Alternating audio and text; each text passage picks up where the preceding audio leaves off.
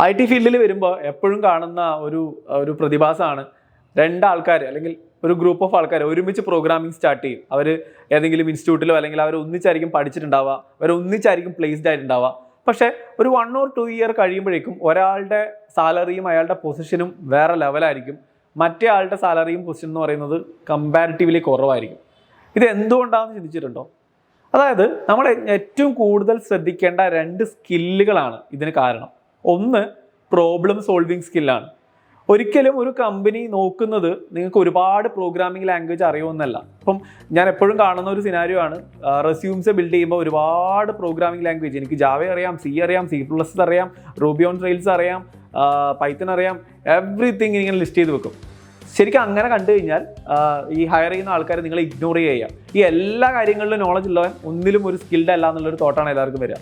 Basic knowledge എല്ലാത്തിലും ഉണ്ടാവും, മാത്രമേ ഉണ്ടാവുള്ളൂ. പക്ഷേ 1 or 2 പ്രോഗ്രാമിംഗ് ലാംഗ്വേജിൽ സ്ട്രോങ് നോളജ് ഉള്ള ഒരുത്തൻ ഈ പറയുന്ന രീതിയിൽ അവൻ ഏറ്റവും കൂടുതൽ ഉണ്ടാവുക പ്രോബ്ലം സോൾവിങ് സ്കില്ലാണെങ്കിൽ അവനെ ആയിരിക്കും എല്ലാവരും കൺസിഡർ ചെയ്യുന്നതും അവനായിരിക്കും നെക്സ്റ്റ് ലെവലിലേക്ക് ഒരു ഗ്രോത്ത് കൊടുക്കുന്നതും എല്ലാം.